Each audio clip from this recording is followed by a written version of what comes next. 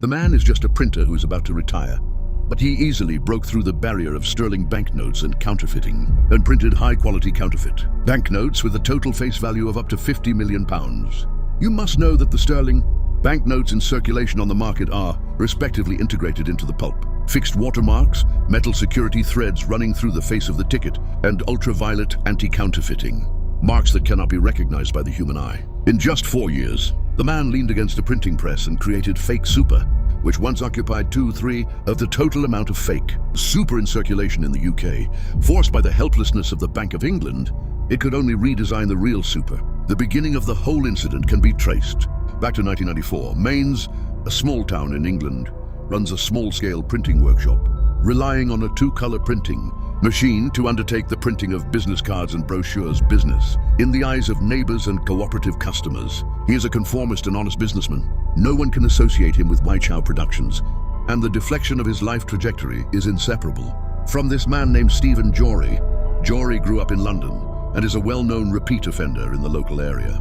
In 1985, he was betrayed and imprisoned for reproducing millions of bottles of high-quality Chanel perfume.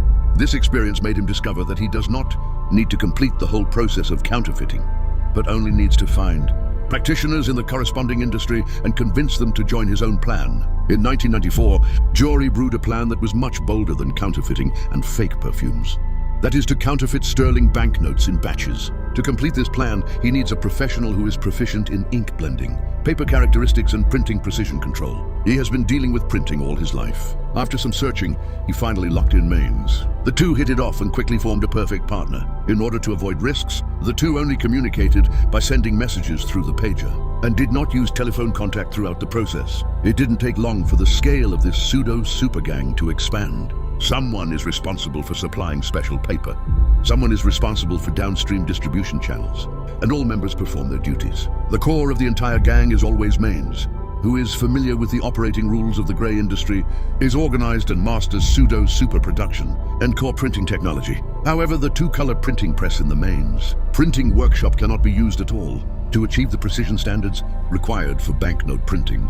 What is needed now is an industrial-grade, professional printing equipment.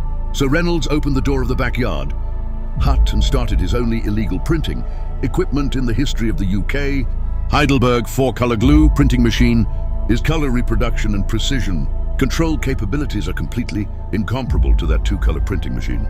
With professional equipment, the next core is to conquer the 3 anti-counterfeiting levels of the pound. The first level is a watermark. The watermark of real banknotes, which is directly pressed into the pulp during the paper-making process. Conventional copying and scanning methods cannot be completely copied.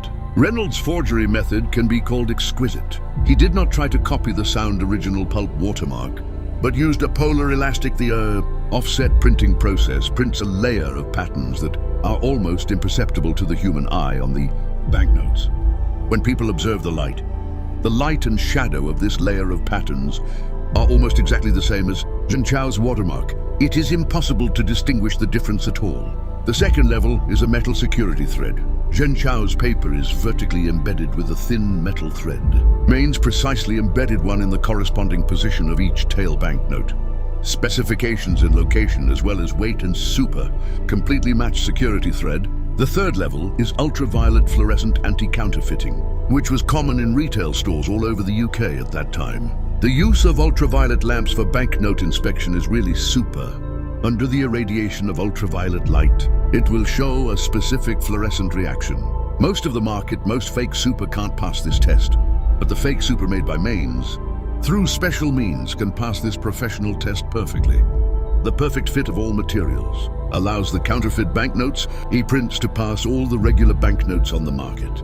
When Chung checked this batch of counterfeit banknotes in the follow-up inspection, the criminal investigator said that this is the most simulated counterfeit banknotes he has ever seen in his career. Even the professional and appraisal personnel of the police are difficult to distinguish the authenticity. Ordinary store operators and cashier personnel have no possibility of identification. Since then, Mainz has lived a completely different double-sided life. During the day, he opened the door of the printing workshop on time, received customers, accepted orders, and printed business cards and flyers that no one would pay too much attention to. It will start late at night. Heidelberg offset press. printing enough sterling banknotes with random needles. He is usually very low-key, and he has never broken his fixed rhythm of life. He knows better than everyone that the most perfect cover is never a seamless lie, but the ultimate mediocrity and the daily life without waves. All his contact with Jory is still completed only by the encrypted text messages of the pager. Jory is solely responsible for the distribution channels of the fake super.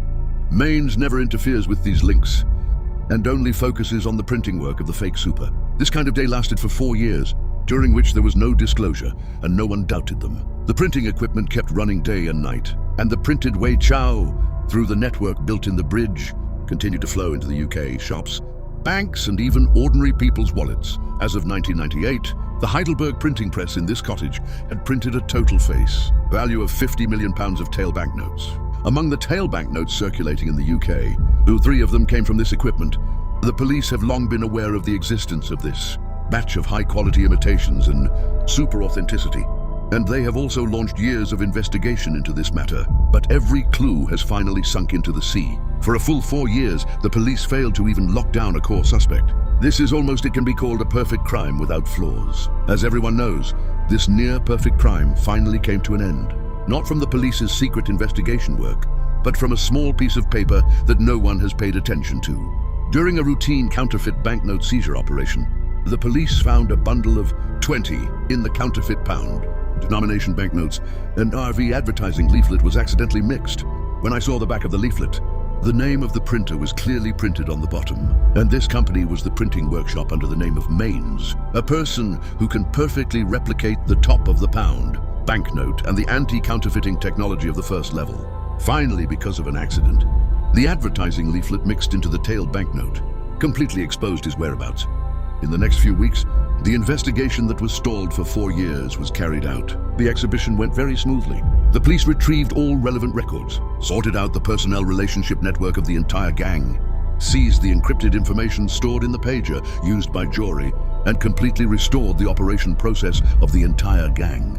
The police finally arrested the counterfeiting on the spot in a parking lot in North London. The super-traded overseas Chinese. Lee followed closely. They searched Main's residence and found the attached hut in the backyard, as well as the Heidelberg printing press that was still functioning normally. During the trial of the case, Jory and many other gang members all pleaded guilty in court. But Mains always refused to plead guilty. He successively put forward 3 sets of completely incomprehensible defense arguments. First, he completely denied that he was involved in all aspects of Wei Chao's production. Later, he changed to say that he always thought that this equipment was used to print magazines, and finally put all the responsibility on others. The judge finally did not accept any of his set of arguments. In the entire gang, only the 67-year-old paper supplier was identified. The production plan was completely unknown. The criminals involved in the case were eventually imprisoned, and the core printing equipment was seized according to law. At the headquarters of the Bank of England in London, a work that had long been quietly advanced was also officially launched. The bank officially issued a new version of the 20 banknote, upgraded to a fixed watermark that is higher in depth and cannot be imitated by the offset printing process, fell into a new security line with miniature text, and at the same time added a new UV anti-counterfeiting feature specially designed for Mains.